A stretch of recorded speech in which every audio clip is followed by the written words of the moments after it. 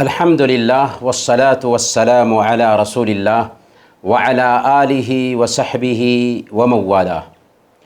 محترم سامعین، بھائیوں اور بہنوں، السلام علیکم ورحمۃ اللہ وبرکاتہ۔ رمضان آیا اور بڑی تیزی کے ساتھ اس کے بابرکت ایام گزرے۔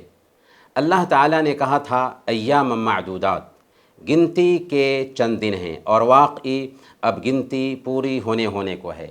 حیف در چشم زدن صحبت یار آخر شد، روئے گل سیر نہ دیدیم و بہار آخر شد۔ افسوس، پلک جھپکتے ہی یار کی صحبت ختم ہو گئی اور چہرے گل کے دیدار سے سیراب بھی نہیں ہوئے اور بہار ختم ہو گئی۔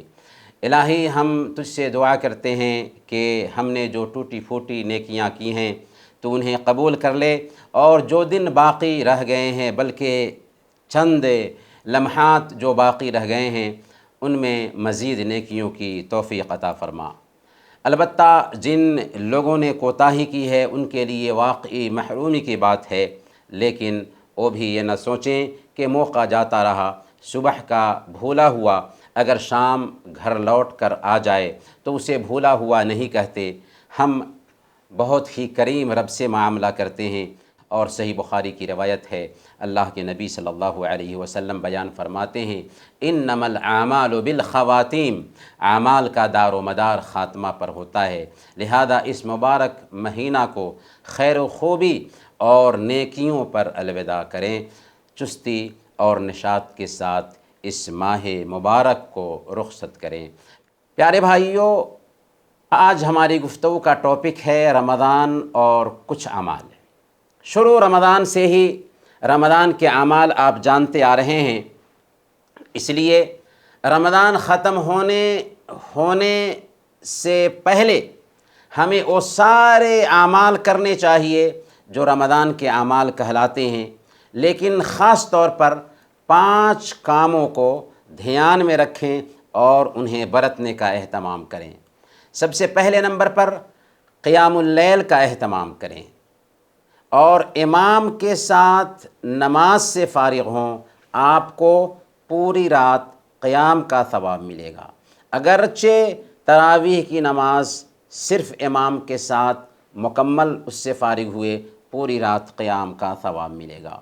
دوسرے نمبر پر زیادہ سے زیادہ قرآن کی تلاوت کریں۔ اللہ والے رمضان کے آخری 10 دنوں میں ہر رات ایک بار قرآن ختم کر لیتے تھے۔ امام شافعی، امام اسود بن یزید رحمۃ اللہ علیہم اجمعین وغیرہ کے بارے میں آتا ہے کہ وہ رمضان کے آخری عشرے میں ہر رات ایک بار قرآن ختم کرتے تھے۔ ہم یہ نہیں کہتے کہ ہر رات آپ قرآن ختم کریں، لیکن بہرحال جس حد تک ہو سکتا ہے قرآن کریم کی تلاوت ہونی چاہیے، اور اگر آپ ڈیوٹی کی وجہ سے مشغول رہتے ہیں، سورہ اخلاص 3 مرتبہ پڑھ لیں، ایک بار قرآن ختم کرنے کا ثواب ملے گا۔ تیسرے نمبر پر زیادہ سے زیادہ اللہ تعالیٰ سے دعا کریں۔ رمضان کیا ہے؟ مانگنے کا مہینہ ہے۔ رمضان ختم ہونے سے پہلے اپنی مرادیں اللہ تعالیٰ سے ضرور مانگ لیں۔ چوتھے نمبر پر اعتکاف اگر آپ کر رہے ہیں زہ خوب، اگر آپ 10 دن کا اعتکاف نہ کر سکے ہیں مشغولیت کی وجہ سے، ایک دن یا دن کے کچھ حصے میں ہی اگر آپ کو موقع مل جاتا ہے اور اپنے آپ کو فارغ کر سکتے ہیں تو کم سے کم اعتکاف کا لطف حاصل کیجئے۔ شیخ ابن باز رحمۃ اللہ علیہ نے اس بات کی گنجائش رکھی ہے کہ اعتکاف ایک دن یا اس سے کم وقت کا بھی ہو سکتا ہے۔ 5واں نقطہ جو اہم نقطہ ہے اور جس پر آج ہم تفصیل سے بات کریں گے وہ یہ ہے کہ استغفار کا کثرت سے اہتمام کریں۔ رمضان کے اعمال میں یہ اہم نقطہ ہے جس پہ ہمیں دھیان دینا چاہیے، اور رمضان ختم ہونے سے پہلے استغفار کا اہتمام کرنا چاہیے۔ کیوں؟ اس لیے کہ عبادتوں کے خاتمے پر ہماری شریعت ہم سے مانگ کرتی ہے کہ ہم کثرت سے توبہ اور استغفار کریں۔ ذرا سنیں تو صحیح اللہ تعالیٰ کیا فرماتا ہے سورہ فصلت میں، فَاسْتَقِیمُوا إِلَیْهِ وَاسْتَغْفِرُوا۔ اس کے راستے میں استقامت اختیار کرو اور اس سے اپنے گناہوں کی معافی چاہو۔ اس آیت میں باریک نقطہ یہ ہے کہ اللہ تعالیٰ نے استقامت اختیار کرنے کے بعد توبہ اور استغفار کا حکم دیا ہے، کیونکہ بندہ جس قدر بھی اطاعت کے اعمال انجام دینے کی کوشش کرے اس میں کمی اور کوتاہی بہرحال رہتی ہی ہے، اس لیے مناسب تھا کہ عمل کے خاتمہ پر توبہ اور استغفار کیا جائے تاکہ کمی اور کوتاہی دور ہو سکے۔ یہی وجہ ہے کہ اللہ کے نبی صلی اللہ علیہ وسلم نماز سے فارغ ہوتے ہیں تو 3 مرتبہ کہتے ہیں استغفر اللہ، استغفر اللہ، استغفر اللہ۔ اے اللہ میں اپنے گناہوں کی معافی چاہتا ہوں، اے اللہ میں اپنے گناہوں کی معافی چاہتا ہوں، میں اللہ سے اپنے گناہوں کی معافی چاہتا ہوں۔ اور رات کی نماز کو ختم کرتے وقت حکم دیا گیا ہے کہ وَبِالْأَسْحَارِ هُمْ يَسْتَغْفِرُونَ، کہ اللہ کے نیک بندے وہ ہوتے ہیں کہ شب بیداری کرتے ہیں لیکن انہیں اپنی کوتاہی کا احساس ہوتا ہے تو اس کے بعد استغفار کرتے ہیں۔ اللہ کے نبی صلی اللہ علیہ وسلم بھی نبوت کی 23 سالہ زندگی عبادت میں گزار دیتے ہیں، نماز، روزے، صدقہ، جہاد، دعوت اور صبر میں گزار دیتے ہیں، لیکن جب موت کا وقت آتا ہے تو اللہ تعالیٰ آپ کو توبہ اور استغفار کا حکم دیتا ہے، فسبح بحمد ربک واستغفر، کہ اپنے رب کی حمد کے ساتھ اس کی تسبیح بیان کیجئے اور مغفرت کی دعا مانگتے رہیے۔ سورہ النصر کے اترنے کے بعد اللہ کے نبی صلی اللہ علیہ وسلم کا معمول بن گیا تھا کہ آپ رکوع اور سجدے میں یہ دعا کثرت سے پڑھا کرتے تھے، اللہ سبحانک اللہم ربنا وبحمدک اللہم اغفر لی، کہ اللہ ہم پاکی بیان کرتے ہیں تیری تعریف کے ساتھ، اے اللہ تو ہمارے گناہوں کو معاف فرما دے۔ اس سے پتہ یہ چلا کہ عبادت سے فارغ ہونے کے بعد بندے کو چاہیے کہ اس میں واقع ہونے والی کوتاہی سے اللہ تعالیٰ سے معافی کا استغفار کرے۔ میرے بھائیوں، ہم کس رب سے معاملہ کرتے ہیں؟ ذرا دل کو ٹٹولیں اور من سے پوچھیں کہ کتنی ساری نعمتیں ہیں جن میں ہم اور آپ سر سے پیر تک ڈوبے ہوئے ہیں، اسی کی زمین پر چلتے ہیں، اسی کا کھاتے ہیں، اسی کی ہوا میں سانس لیتے ہیں اور اسی کی نافرمانی کرتے ہیں، اور وہ ہے کہ برداشت کر رہا ہے۔ اگر اس نے ہمارے کرتوتوں پر ہماری گرفت کی ہوتی تو نہ جانے ہمارا وجود بھی مٹ چکا ہوتا، لیکن وہ معاف کر رہا ہے۔ اس رب کی محبت دیکھیں کہ رات کے تیسرے پہر میں سمائے دنیا پر اترتا ہے اور اپنے بندوں کو پکارتا ہے۔ کیا کوئی ہے پکارنے والا کہ ہم اس کی پکار سنیں؟ کیا کوئی ہے مانگنے والا کہ ہم اسے عطا کریں؟ کیا کوئی ہے اپنے گناہوں کی معافی طلب کرنے والا کہ ہم اس کے گناہوں کو معاف فرما دیں؟ اور ایسا کیوں نہ ہو کہ اس نے اپنا نام ہی الغفور رکھا ہے، وہ بہت زیادہ معاف کرنے والا ہے۔ جی ہاں، اللہ کی ذات غفور الرحیم ہے، وہ توبہ کرنے والوں سے محبت کرتا ہے۔ ان اللہ یحب التوابین، اللہ تعالیٰ توبہ کرنے والوں سے محبت کرتا ہے، 24 گھنٹے اپنے بندوں کی توبہ کا وہ انتظار کرتا ہے۔ اللہ تعالیٰ رات کو اپنا ہاتھ پھیلاتا ہے تاکہ دن کو برائی کرنے والا رات کو توبہ کر لے، اور دن کو ہاتھ پھیلاتا ہے تاکہ رات کو گناہ کا ارتکاب کرنے والا دن کو توبہ کر لے۔ اللہ تعالیٰ کی رحمت انسانی سوچ سے بہت اوپر ہے۔ وہ حدیث آپ نے سنی ہوگی کہ بنو اسرائیل میں ایک بندہ 100 آدمیوں کا قاتل ہے، لیکن اس کو اپنے عمل پر ندامت ہوتی ہے، شرمندگی ہوتی ہے، توبہ کرتا ہے تو اللہ تعالیٰ اس کی بھی توبہ قبول کر لیتا ہے۔ عزیز بھائیوں، توبہ کا دروازہ کھلا ہوا ہے۔ اللہ تعالیٰ کے سامنے اپنے گناہوں کا اعتراف کیجیے۔ اگر ہماری سچی توبہ ہوتی ہے اور دل سے ہم اپنے گناہوں کی اللہ تعالیٰ سے معافی مانگتے ہیں تو اللہ تعالیٰ کا کرم دیکھیں کہ نہ صرف یہ کہ وہ ہمارے گناہوں کو معاف کر دیتا ہے، بلکہ ہم نے زندگی بھر جو گناہ کیے تھے ان سارے گناہوں کو نیکیوں میں چینج کر دیتا ہے۔ سبحان اللہ۔ اللہ تعالیٰ سورہ الفرقان میں فرماتا ہے الا من تاب وآمن وعمل عملا صالحا فاولئک یبدل اللہ سیئاتہم حسنات، سوائے ان کے جنہوں نے توبہ کی، ایمان لائے اور نیک عمل کرنے لگ گئے تو یہ وہ لوگ ہیں کہ جن کے گناہوں کو اللہ تعالیٰ نیکیوں میں بدل دیتا ہے۔ اگر سچی توبہ ہوئی تو 70 سال تک ایک بندے نے جو رب کے ساتھ بغاوت کی تھی، گناہ کیا تھا، سچی توبہ کے بعد اللہ تعالیٰ کو اس توبہ سے خوشی ہوتی ہے، اللہ تعالیٰ بندے کو معاف کرتا ہے، اور معاف ہی نہیں بلکہ ان سارے گناہوں کو نیکیوں میں چینج کر دیتا ہے۔ یہ بات بھی نوٹ کیجئے کہ استغفار کے بہت سارے ثمرات ہیں، اس کی بے شمار برکتیں ہیں۔ سنن ابن ماجہ کی روایت ہے، اللہ کے رسول صلی اللہ علیہ وسلم نے بیان فرمایا، طوبیٰ لمن وجد فی صحیفتہ استغفارا کثیرا، مبارکبادی ہے اس آدمی کے لیے جو اپنے لمن وجد فی صحیفتہ استغفارا کثیرا، کہ مبارکبادی ہے اس سے انسان کے لیے جو اپنے صحیفہ میں یعنی اپنے نام اعمال میں زیادہ سے زیادہ استغفار پائے۔ امام قتادہ رحمۃ اللہ علیہ بیان فرماتے ہیں کہ انسانوں، قرآن تمہاری بیماری اور تمہاری دوا دونوں کی طرف تمہاری رہنمائی کرتا ہے۔ دوبارہ سنیے، قرآن تمہاری بیماری اور تمہاری دوا دونوں کی طرف تمہاری رہنمائی کرتا ہے۔ تمہاری بیماری گناہ ہے اور تمہاری دوا استغفار ہے۔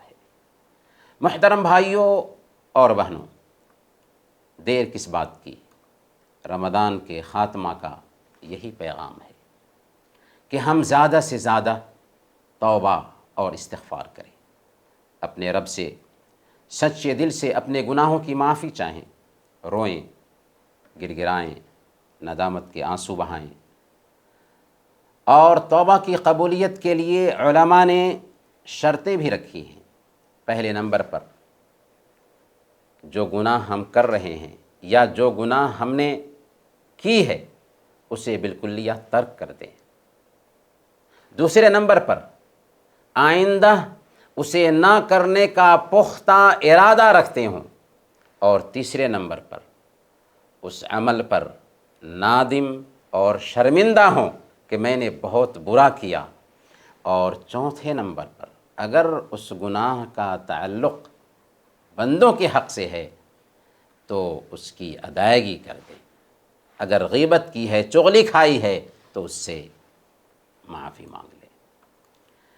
ہمیں چاہیے کہ زیادہ سے زیادہ توبہ اور استغفار کریں۔ ہم اپنے آقا کو دیکھیں، محمد رسول اللہ صلی اللہ علیہ وسلم، آپ نے استغفار پر ابھارتے ہوئے کہا، یا ایھا الناس توبوا الی اللہ واستغفروا فانی اتوب الی اللہ فی الیوم 100 مرہ، اے لوگو اپنے گناہوں سے سچی توبہ کرو، میں دن میں 100 مرتبہ توبہ کرتا ہوں، میں دن میں 100 مرتبہ توبہ کرتا ہوں۔